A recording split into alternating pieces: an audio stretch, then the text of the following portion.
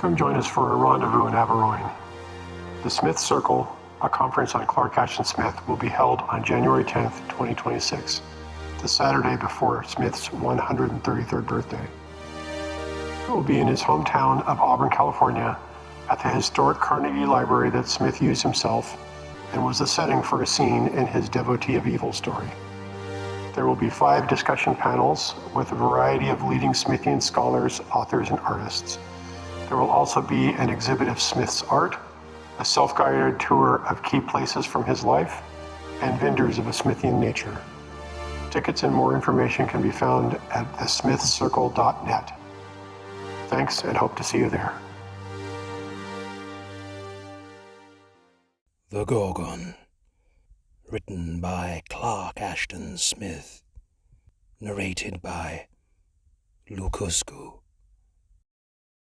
Yet it is less the horror than the grace which turns the gazer's spirit into stone.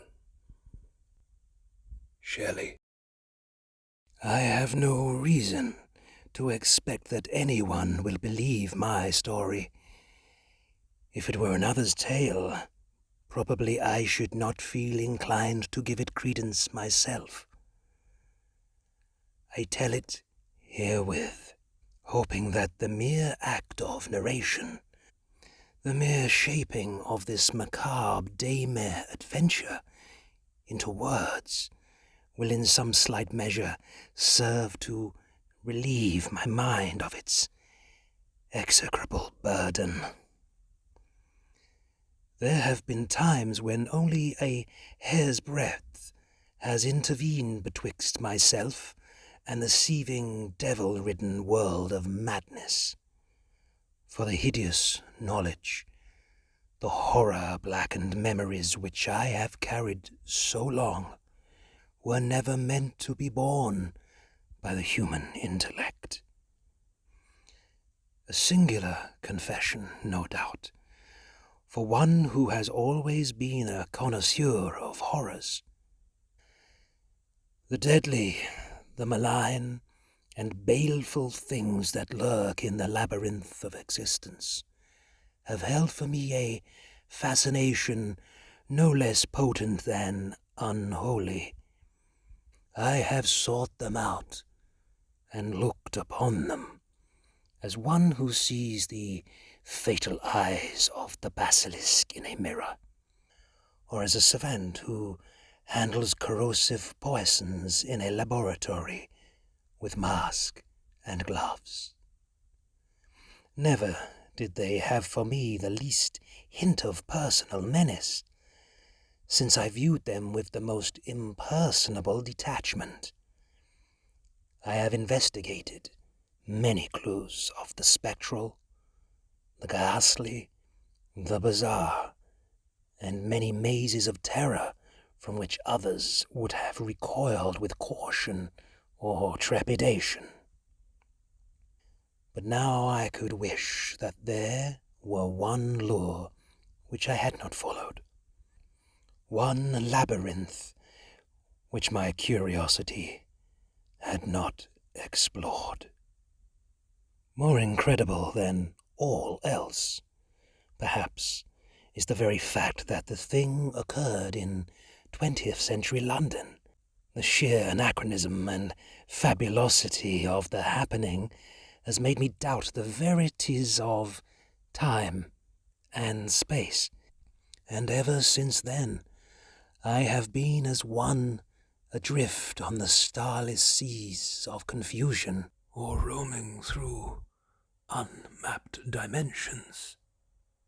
Never have I been quite able to reorient myself, to be altogether sure that I have not gone astray in other centuries, in other lands than those declared by the chronology and geography of the present.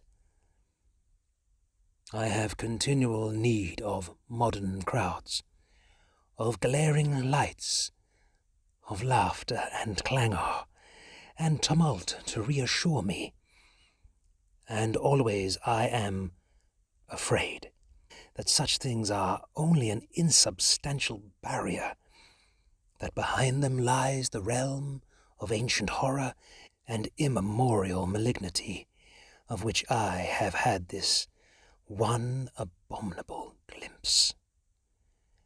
And always it seems to me that the veil will dissolve at any moment, and leave me face to face with an ultimate fear. There is no need to detail the events that brought me to London.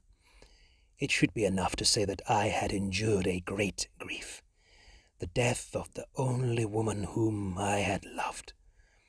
I travelled, as others have done, to forget, to seek distraction among the novelties of foreign scenes. And I tarried long in London, because its grey and mist-enfolden vastness, its ever-varying throngs, its inexhaustible maze of thoroughfares and lanes and houses, was somehow akin to oblivion itself, and offered more of refuge from my sorrow than brighter cities had given. I do not know how many weeks or months I lingered in London. Time meant little to me, except as an ordeal to be undergone, and I recked not of its disposal. It is hard to remember what I did or where I went, for all things were blurred in a negligible monotone. However, my meeting with the old man is clear as any present impression, and perhaps clearer. Among the faint recollections of that period, it is etched as with some black acid.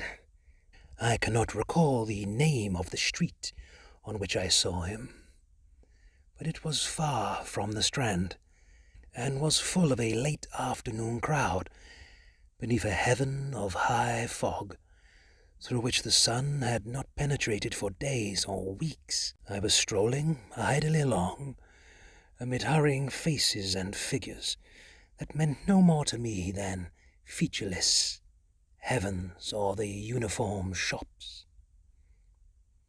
My thoughts were idle, empty, immaterial, and in those days, since I had been brought face to face with an all-too-real horror, I had relinquished my search for the darker mysteries of existence.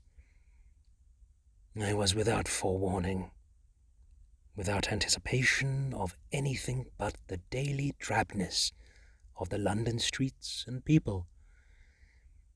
Then, from the anonymous welter of humanity, the man stood before me with the terrifying suddenness of an apparition, and I could not have sworn from which direction he had come.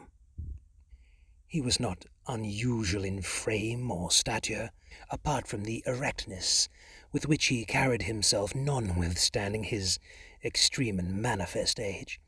Nor were his garments uncommon, aside from the fact that they too were excessively old, and seemed to exhale an air of greater antiquity than was warranted even by their cut and fabric. It was not these, but the man's visage, which electrified all my drowsy faculties into a fascinated and awe-struck attention, with the mortal pallor of his deeply wrinkled features, like graven ivory, with his long curling hair and beard that were white as moon-touched vapor, with his eyes that glowed in their hollow sockets like the coals of demon fires in underworld caverns.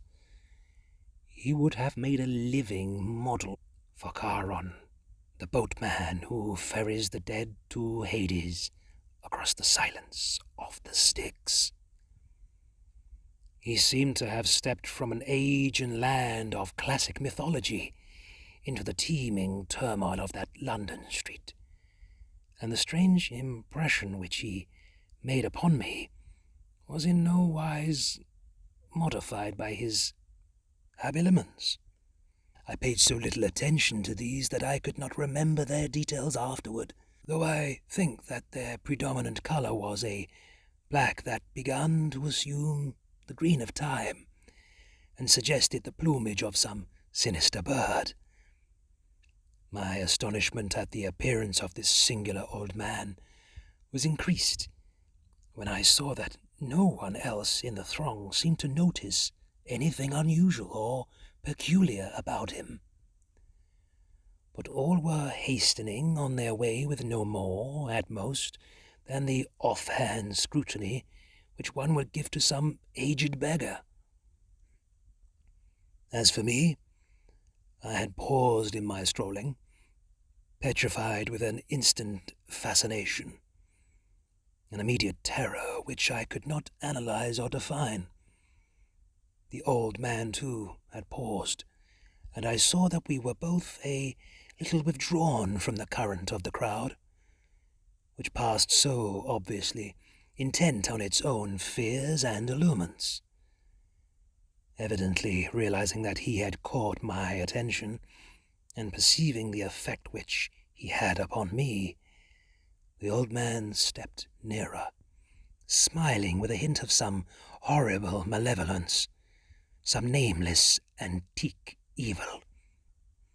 I would have drawn back, but I was bereft of the power of movement.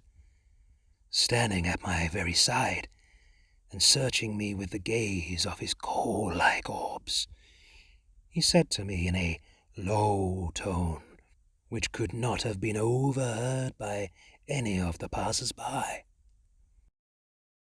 "I see that you have a taste for horror. The dark and awful secrets of death, the equally dreadful mysteries of life, allure your interest. If you care to come with me, I will show you something which is the quintessence of all horror.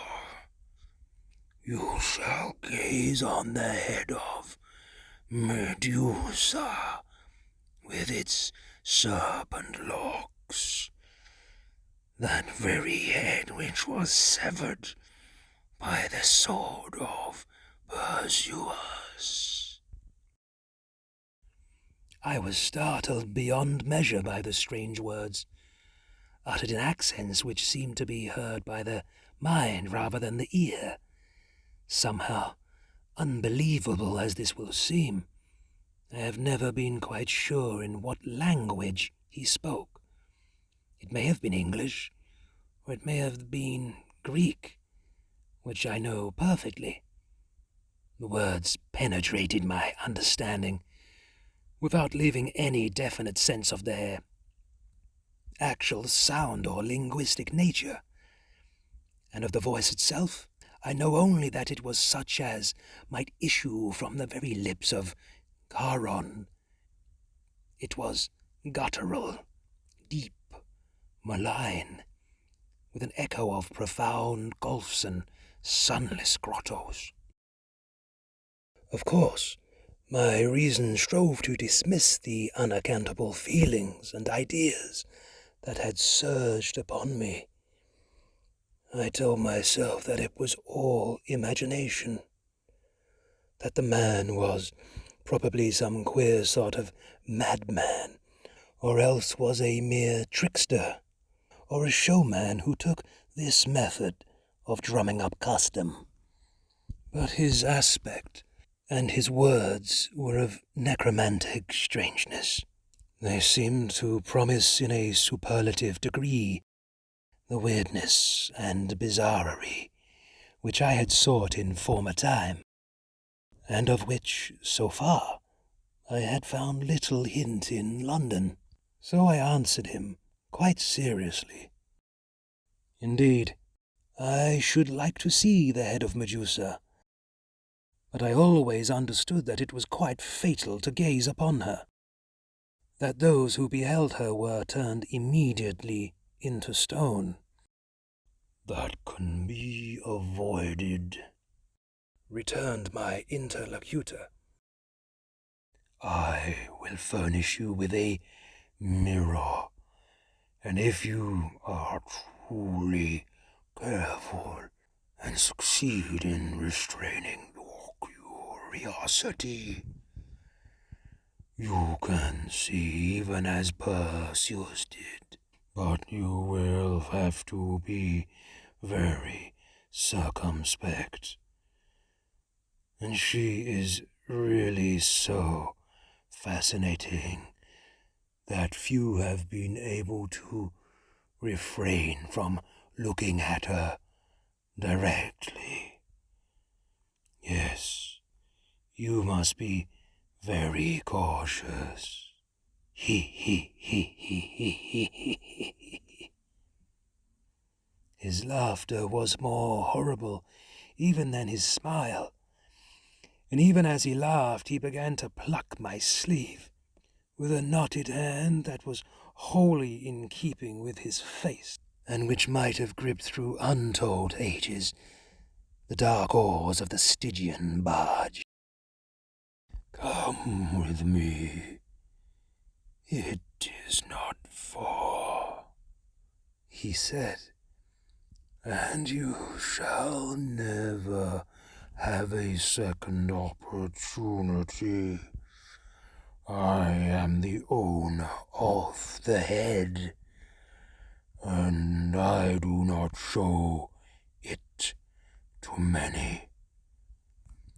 But I can see that you are one of the few who are fitted to appreciate it." It is inexplicable to me that I should have accepted his invitation. The man's personality was highly abhorrent. The feeling he aroused in me was a mixture of irresistible fear and repugnance. In all likelihood he was a lunatic, perhaps a dangerous maniac, or, if not actually mad, was nurturing some ill design, some nefarious purpose to which I would lend myself by accompanying him. It was madness to go with him. It was folly even to listen to his words. And of course his wild claim concerning the ownership of the fabled Gorgon's head was too ridiculous, even for the formality of disbelief. If such a thing had ever existed, even in mythic Greece, it was certainly not to be found in present-day London, in the possession of a doubtful-looking old man. The whole affair was more preposterous than a dream, but nevertheless I went with him. I was under a spell, the spell of unknown mystery, terror, absurdity, and I could no more have refused his offer than a dead man could have refused the conveyance of Charon to the realms of Hades. "My house is not far away," he assured me repetitiously, as we left the crowded street and plunged into a narrow, lightless alley. Perhaps he was right, though I have no precise idea of the distance which we traversed. The lanes and thoroughfares to which he led me were such as I could hardly have believed to exist in that portion of London, and I was hopelessly confused and astray in less than a minute. The houses were foul tenements, obviously of much antiquity, interspersed with a few decaying mansions that were doubtless even older, like remnants of some earlier city. I was struck by the fact that we met no one, apart from rare and furtive stragglers who seemed to avoid us. The air had grown extremely chill, and was fraught with unwanted odors that somehow served to reinforce the sensations of coldness and utter age. Above all was a dead, unchanging sky, with its catafalque of oppressive and superincumbent foulness, greyness. I could not remember the streets through which we passed, though I was sure that I must have traversed this section of the city before in my wanderings, and a queer perplexity was now mingled with my feeling of dismay and bemusement. It seemed to me that the old man was leading me into a clueless maze of unreality, of deception and dubiety, where nothing was normal or familiar or legitimate. The air darkened a little, as with the first encroachment of twilight, though it still lacked an hour of sunset time in this premonitory dusk, which did not deepen, but became stationary in its degree of shadow, through which all things were oddly distorted and assumed illusory proportions. We reached the house, which was our destination. It was one of the dilapidated mansions, and belonged to a period which I was unable to name, despite my extensive architectural knowledge. It stood a little apart from the surrounding tenements, and more than the dimness of the premature twilight, seemed to adhere to its dark walls and lampless windows. It impressed me with a sense of vastness, yet I have never been quite sure concerning its exact dimensions, and I cannot remember the details of its facade, apart from the high and heavy door at the head of a flight of steps, which was strangely worn as by the tread of incalculable generations. The door swung open without sound beneath the gnarled fingers of the old man, who motioned me to precede him. I found myself in a long hall, illumined by silver lamps of an antique type, such as I had never before seen in actual use. I think there were ancient tapestries and vases, and also a mosaic floor, but the lamps are the only things which I remember clearly. They burned with white flames that were preternaturally still and cold, and I thought that they had always burned in this manner, unflickering, unreplenished, throughout a frozen eternity whose days were in no wise different from its nights. At the end of the hall we entered a room that was similarly lit, and whose furniture was more than reminiscent of the classic. At the opposite side was an open door, giving on a second chamber, which appeared to be crowded with statuary, for I could see the outlines of still figures that were silhouetted or partly illumined by unseen lamps. "Be seated," said my host, indicating a luxurious couch. "I will show you the head in a few minutes, but haste is unseemly when one is about to enter the very presence of Medusa." I obeyed, but my host remained standing. He was paler and older, and more erect than ever in the chill lamplight, and I sensed a sinewy, unnatural vigor, a diabolic vitality, which was terrifyingly incongruous with his extreme age. I shivered with more than the cold of the evening air and the dank mansion. Of course, I still felt that the old man's invitation was some sort of preposterous foolery or trickery, but the circumstances among which I found myself were unexplainable and uncanny. However, I mustered enough courage to ask a few questions. "I am naturally surprised," I said, "to learn that the Gorgon's head has survived into modern times. Unless the query is impertinent, will you not tell me how it came into your possession?" Laughed the old man, with a loathsome rictus.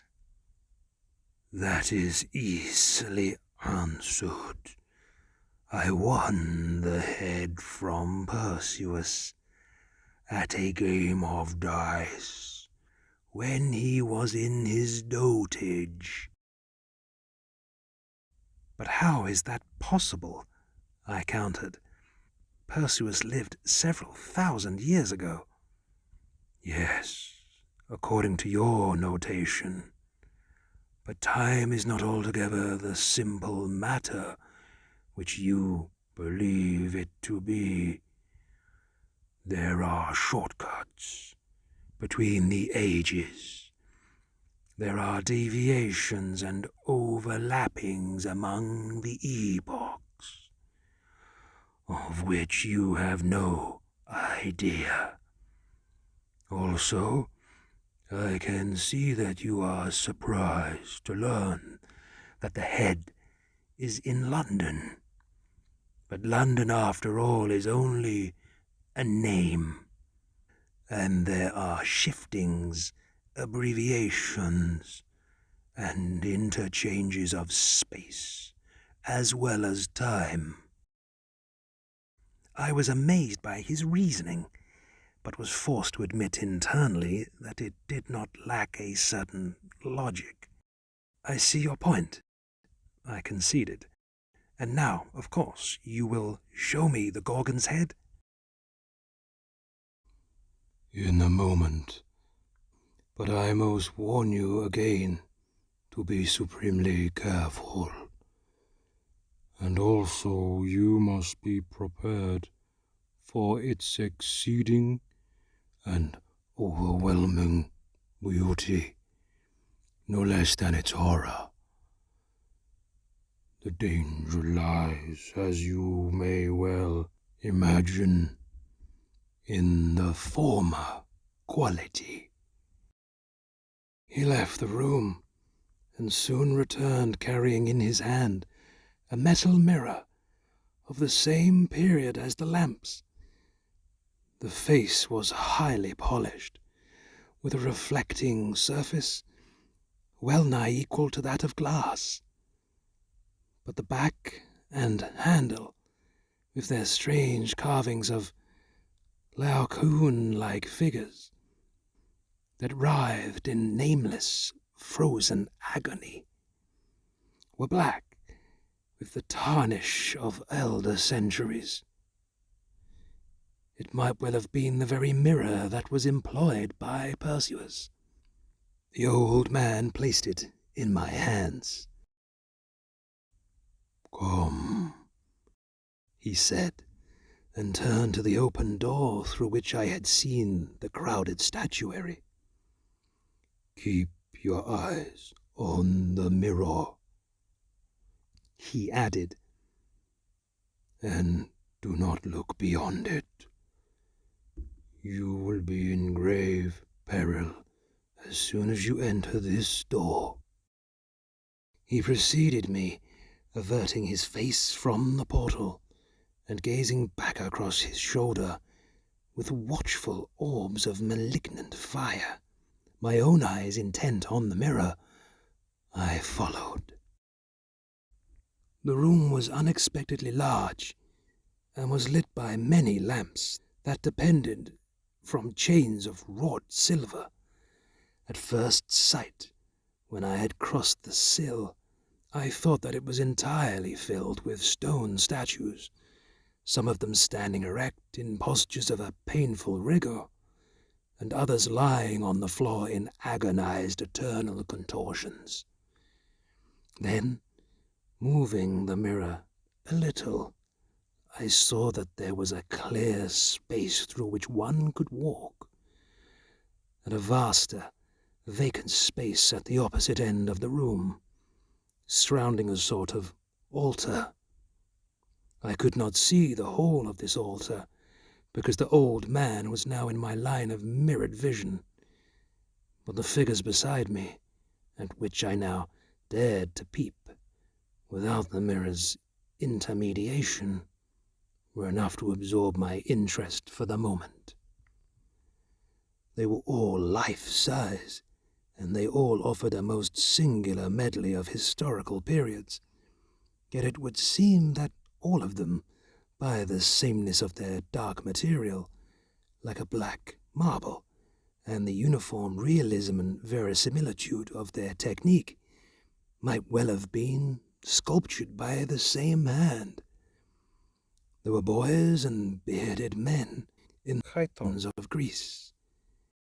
There were medieval monks and knights in armor. There were soldiers and scholars and great ladies of the Renaissance. Of the Restoration there were many.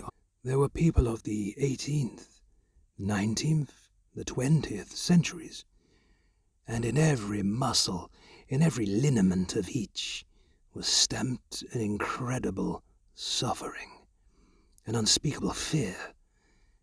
And more, as I studied them, a ghastly and hideous conjecture was formulated in my mind. The old man was at my elbow, leering and peering into my face with a demoniac malice. "You are admiring my collection of statuary," he said, "and I can see that you are impressed by its realism, but perhaps you have already guessed that the statues are identical with their models. These people are the unfortunates who were not content to see Medusa only in a mirror. I warned them, even as I have warned you, but the temptation was too much for them." I could say nothing. My thoughts were full of terror, consternation, stupefaction. Had the old man told me the truth? Did he really possess anything so impossible and mythical as the Gorgon's head? Those statues were too lifelike, too veridical in all their features, in their poses that preserved a lethal fear, their faces marked with a deadly but undying torment. No human sculptor could have wrought them, could have reproduced the physiognomies and the costumes with a fidelity so consummate and so atrocious. "Now," said my host, "having seen those who were overpowered by the beauty of Medusa, it is a time for you to behold the Gorgon herself." He stepped to one side, eyeing me intently, and I saw in the metal mirror the whole of that strange altar, which his body had partially intercepted from my view. It was draped with some funereal black fabric, and lamps were burning on each side with their tall and frozen flames. In the center, on a broad patine of silver or electrum, there stood the veritable head, even as the ancient myths have depicted it, with vipers crawling and lifting among its matted locks. How can I delineate or even suggest that which is beyond the normal scope of human sensation or imagining?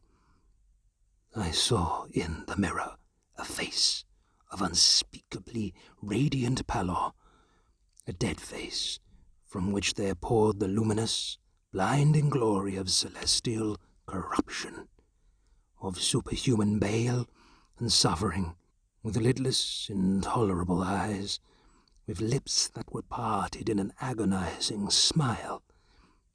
She was lovely, she was dreadful, beyond any vision ever vouchsafed to a mystic or an artist, and the light that emanated from her features was the light of worlds that lie too deep or too high for mortal perception. Hers was the dread that turns the marrow into ice, and the anguish that slays like a bolt of lightning. Long did I gaze in the mirror with the shuddering awe of one who beholds the veilless countenance of a final mystery. I was terrified, appalled, and fascinated to the core of my being, for that which I saw was the ultimate death, the ultimate beauty. I desired, yet I did not dare to turn and lift my eyes to the reality, whose mere reflection was a fatal splendor. The old man had stepped closer. He was peering into the mirror and watching me with furtive glances by turns. "Is she not beautiful?" he whispered. "Could you not gaze upon her forever? And do you not long to behold her without the intermediation of the mirror, which hardly does her justice?" I shivered at his words, and at something which I sensed behind them. "No, no," I cried vehemently. "I admit all that you say, but I will not gaze any longer. And I am not mad enough to let myself be turned into a stone image." I thrust the mirror into his hands as I spoke, and turned to leave, impelled by an access of overmastering fright.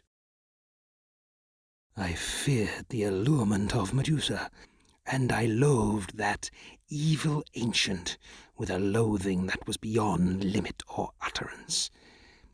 The mirror clattered on the floor as the old man dropped it and sprang upon me with a tigerish agility. He seized me with his knotted hands, and though I had sensed their sinewy vigor, I was not prepared for the demoniacal strength with which he whirled me about and thrust me toward the altar. "Look, look!" he shrieked, and his voice was that of a fiend who urges the damned to some further pit of perdition. I had closed my eyes instinctively, but even through my lids I felt the searing radiance. I believed implicitly the fate which would be mine if I beheld Medusa face to face. I struggled madly but impotently against the grip that held me, and I concentrated all my will to keep my lids from lighting even by the breadth of an eyelash. Suddenly my arms were freed, and I felt the diabolic fingers on my brow, groping swiftly to find my eyes. I knew their purpose, and knew also that the old man must have closed his own eyes to avoid the doom he had designed for me.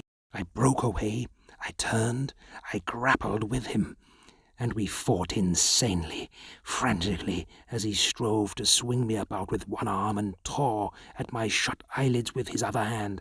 Young as I am, and muscular, I was no match for him, and I swerved slowly toward the altar, with my head bent back till my neck was almost broken, in a vain effort to avoid the iron fumbling of his fingers. A moment more, and he would have conquered. But the space in which we fought was narrow, and he had now driven me back against a row of stone figures, some of which were recumbent on the floor. He must have stumbled over one of these, for he fell suddenly with a wild, despairing cry, and released me as he went down. I heard him strike the floor with a crash that was singularly heavy, a crash as of something harder and more massive and more ponderous than a human body. Still standing with shut eyes, I waited. But there was no sound and no movement from the old man. Bending toward the floor, I ventured to look between half-open lids. He was lying at my feet, beside the figure on which he had tripped, and I needed no second glance to recognize in all his limbs, in all his lineaments, the same rigidity and the same horror which characterized the other statues. Like them, he had been smitten instantaneously into an image of dark stone. In falling, he had seen the very face of Medusa, even as his victims had seen it, and now he would be among them forever. Somehow, with no backward glance, I fled the room. I found my way from that horrible mansion. I sought to lose it from sight and memory in half-deserted, mysterious alleyways that were no legitimate part of London. The chill of ancient death was upon me. It hung in the web of timeless twilight, along those irrecognizable ways, around those innumerable houses, and it followed me as I went. But, at last, by what miracle I know not, I came to a familiar street where people thronged in the lamplit dusk, and the air was no longer chill, except with a falling fog. Come join us for a rendezvous in Aberroyne. The Smith Circle, a conference on Clark Ashton Smith, will be held on January 10th, 2026, the Saturday before Smith's 133rd birthday. It will be in his hometown of Auburn, California, at the historic Carnegie Library that Smith used himself and was the setting for a scene in his Devotee of Evil story. There will be 5 discussion panels with a variety of leading Smithian scholars, authors, and artists. There will also be an exhibit of Smith's art, a self-guided tour of key places from his life, and vendors of a Smithian nature. Tickets and more information can be found at thesmithcircle.net. Thanks, and hope to see you there.